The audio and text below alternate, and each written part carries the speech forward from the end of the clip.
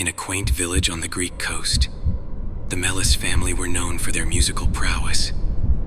Some would say that they were obsessed. They spent more time honing their respective musical abilities than being a family. Haunting lullabies, acoustic guitars, and melancholic piano. Having recently moved into a historical manor, they were unaware of its hidden legacy, that it once housed an obsessive fan of Elvis Presley. The fan had collected a disturbing array of the King's articles, more than just signed records and movie posters, but also old socks and underwear, sweat stains intact, sandwich bags filled with loose hairs from his combs and brushes, a jar of toenail clippings, a fanatic who claimed to have imprisoned the singer's ghost within its walls. It began subtly. Heartbreak Hotel would drift softly through the corridors at night. Maria, the daughter, and a budding pianist, initially dismissed it as mere imagination. However, one evening, she saw a shimmering apparition of Elvis behind her. His voice, ethereal yet eerie, seemed to draw the very strength from her.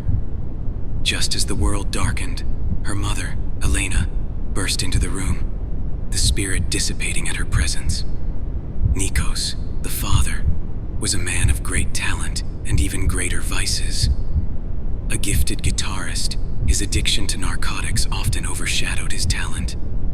As the supernatural events intensified, he shut out his family, Nikos finding solace in injectables, patches, and mind-melting psychedelics. When Elena decided to confront the spirit, she sang a challenging melody to lure it out.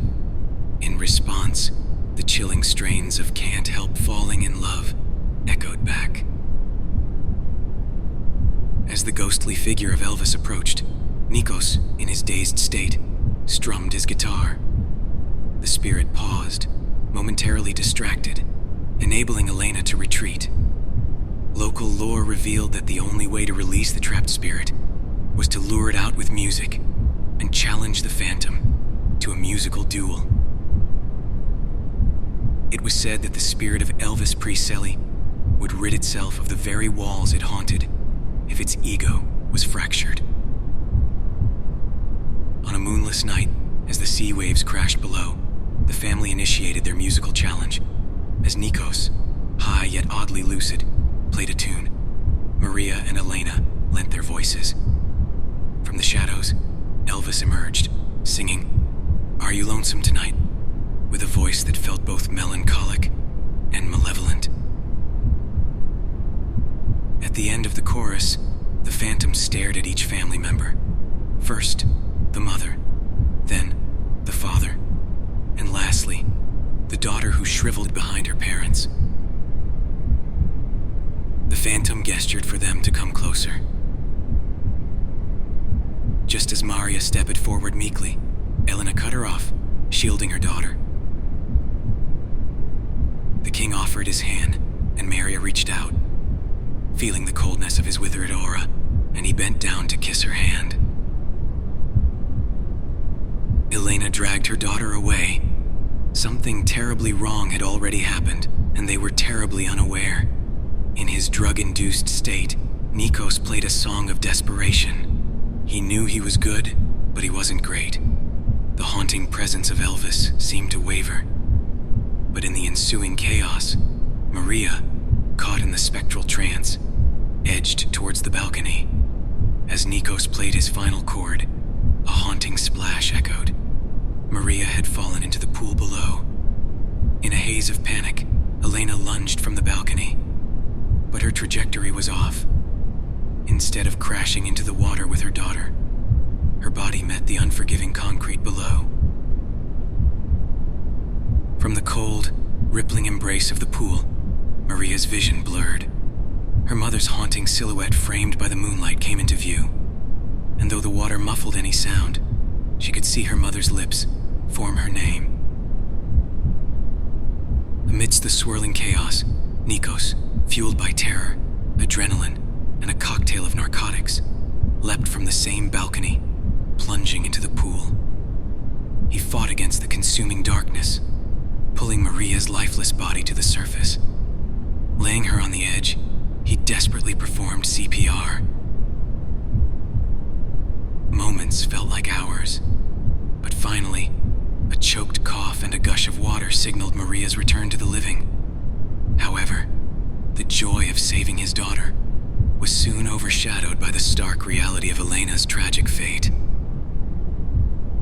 Her broken form lay silently on the pool's edge, her last moments forever imprinted with the pain of watching her daughter's near demise.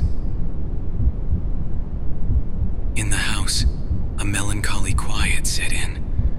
With a heart heavy with guilt and grief, Nikos poured himself a drink.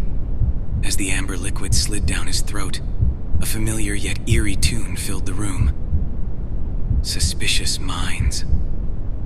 The translucent form of Elvis, a smirk playing on his ethereal lips, joined him. Rough night, huh? The ghost mused, pouring himself a ghostly drink. Nikos looked at the spirit, a mix of anger and sorrow in his eyes.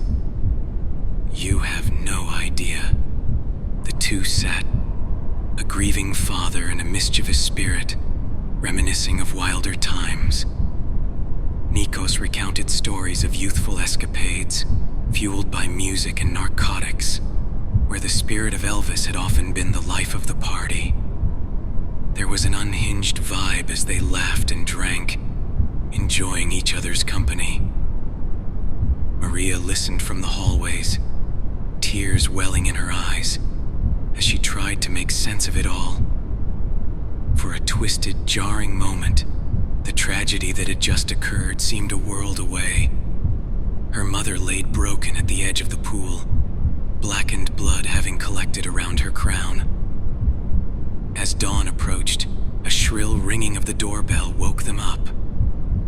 Nikos, intoxicated and disoriented, stumbled to the door, only to be met with the stern faces of two police officers. We received reports of a disturbance, one officer began, taking in the scene of the shattered family and the lifeless body of Elena. I tried to save them both, Nikos slurred, his voice filled with despair. But as the officers took in the scene, they grew more suspicious. The scattered drug paraphernalia, the empty bottles, and the state Nikos was in did not paint a picture of innocence. We will need to take you in for questioning, declared the senior officer, signaling to the other to handcuff Nikos. Maria, who had been silently watching, screamed, "No, he didn't do it, he saved me!" But her pleas fell on deaf ears as Nikos, caught in a whirlwind of grief, intoxication, and now suspicion, was dragged away. As the police car sped off, the mansion, standing tall and foreboding, seemed to resonate with the haunting strains of Jailhouse Rock. Maria, left alone amidst the aftermath of the haunting night, looked up to the balcony. There, the shimmering figure of Elvis stood, a playful yet sinister grin on his face. As the first rays of the sun illuminated the scene of tragedy, one thing was clear. The king had won.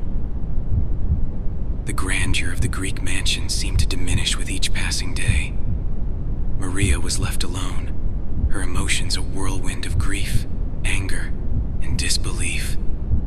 Every corner of the house whispered memories of her parents. The echoing hallways were filled with her anguished voice as she sung out her heartbreak, her voice echoing from the ancient stones. To some, she sang of the heavens, her voice filled with hope. To others, it was a melancholic dirge, dark and foreboding, an invocation to darker forces. Amidst the shadows, Elvis's ghost watched, a somber observer to the unraveling of a once vibrant soul. It was as if the ghost was haunting a ghost. One night, a sleep-deprived Maria, dressed in white, her raven hair wild from days of neglect, sat on the edge of her bed, eyes staring into the void. The weight of the world pressing down on her shoulders, her songs now soft whispers for no one to hear but her. The specter of Elvis appeared beside her, his ethereal form shimmering in the dim moonlight. He wanted to hear. He wanted to be close. He extended a ghostly hand, fingertips trembling, inching towards her exposed leg. Just as he was about to make contact, Maria's eyes, previously lost, snapped into focus. In a swift movement that even the ghost didn't see coming, Maria grabbed a sharp shard of glass from her nightstand. Holding it against her throat, she whispered, "I'll sing no more." With a finality that left no room for doubt, she drew the glass across, crimson staining the pristine white of her gown. Elvis recoiled, aghast. "Are you lonesome tonight? Do you miss me tonight? Are you sorry we drifted apart?" His voice echoed, touching every stone, every beam, stirring every painful memory better left forgotten. The curtains might have closed on one act, but the next,